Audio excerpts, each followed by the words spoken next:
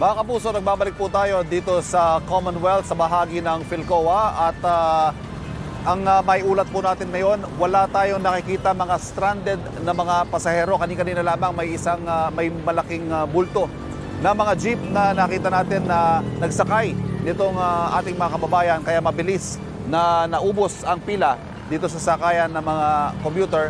Ang marami sa kanila nakausap natin, lalahok sila sa tigil pasadang nakakasa ngayong araw na ito. Pero isa o dalawang biyahe lamang daw. Pangkain, ika nga nila, para lamang may makain sila para sa araw na ito, pero makikisa sila maya-maya.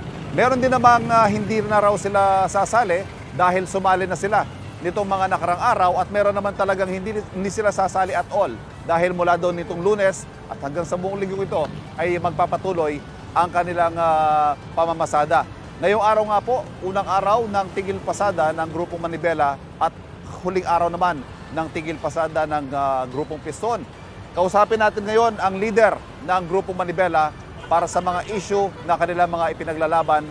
Makakausap sa linya natin, Ginoong Mar Balbuena ng Grupong Manibela. Ginoong Balbuena, magandang umaga po sa inyo. Magandang umaga po, Sir Ivan, at sa lahat po ng nanonood. Hello po. Sir, ano ho ang naging basehan ng inyong desisyon na magsagawa rin ng tigil pasada simula ngayong araw nito hanggang sa Biyernes? Sir Ivan, sabay kaming nag-usap ng ating kapatid na Piston doon sa gaganapin na tigil pasada. Magkaibang petsa lang talaga kami nag-launch ng tigil pasada. Kasi yung ibinaba namin nung una ay itong date po talaga na ito, hindi po yung Lunes. Pero ganun pa man, isa lamang naman po ang layunin namin, yung mahinto po yung consolidation.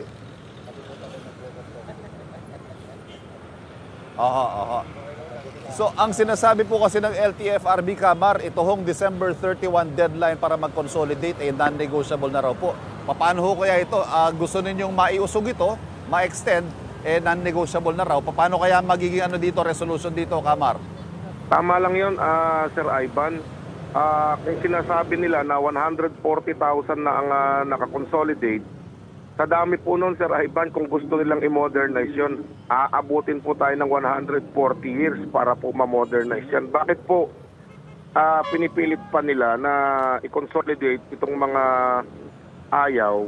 Pwede naman po yung deadline ng consolidation ay itigil na, pero i-renew pa rin po yung aming mga prangkisa o provisional authority.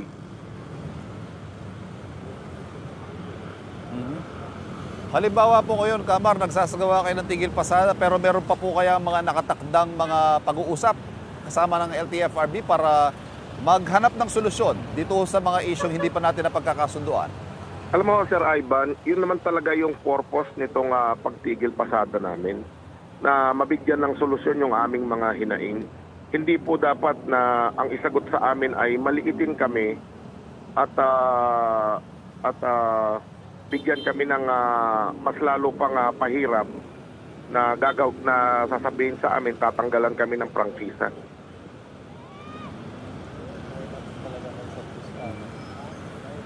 Kamar, ano ho mga naka-schedule natin, mga nakalinya mga aktibidad ngayong araw, at ilan pong mga tsuper o mga jeep ang inaasahan nating lalahok simula ngayon hanggang sa Biyernes sa inyong grupo?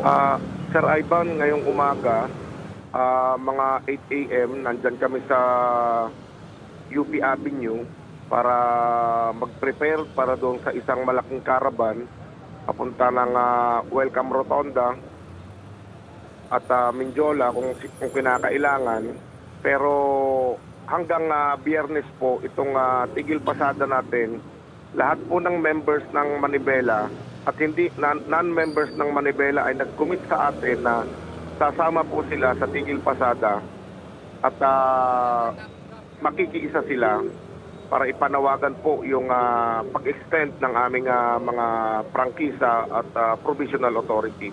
Yung bilang po, Sir Ivan, siguro hindi po bababa ito ng 100,000. Opo. Okay. Panghuli na lamang po, mensahe nyo sa mga pasahero na naaabala sa mga ganitong tigil pasada. yung libreng sakay po ng gobyerno na ipinagmamalaki nila, maaasahan naman po yata yun, Sir Ivan. Sa ngayon ho, talaga hong parehas kami ng sitwasyon. Kung nahihirapan sila, nahihirapan din po kami. Ayaw natin gawin ito pero kinakailangan po. Omar Balbuena ng Grupo Manibela, maraming salamat. Magandang umaga po sa inyo. Magandang umaga po.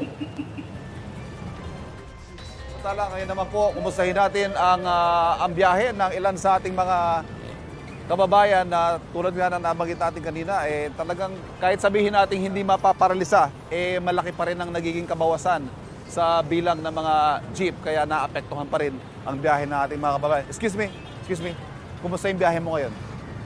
Nahihirapan ka ba sumakay ngayon? Ay, hindi po kasi hindi na traffic ngayon. So far, hindi traffic, pero kumusta naman yung masasakyan? Ngayon Normal po, naman? O Opo. matagal ka na ba naghihintay?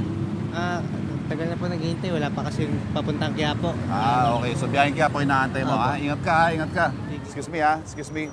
Tanongin din natin yung ilang mga kapuso nating super kung sila ba'y lalahok o isang biyahe lang ito.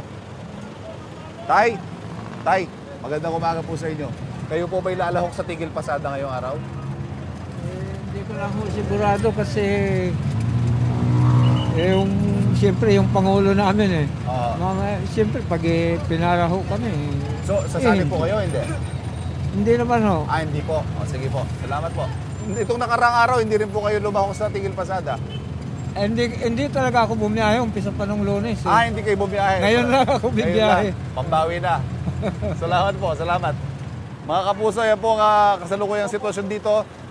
Wala naman po tayo nakikita mga stranded at may mga jeep pa rin tayo nakikita bumibiyahe. Bagamat maya-maya, ang sinasabi nga nila ay lalahok din sila sa Tigil Pasada. At mo latest mula dito sa Commonwealth, bahagi ng Philcoa, balik po na tayo sa studio.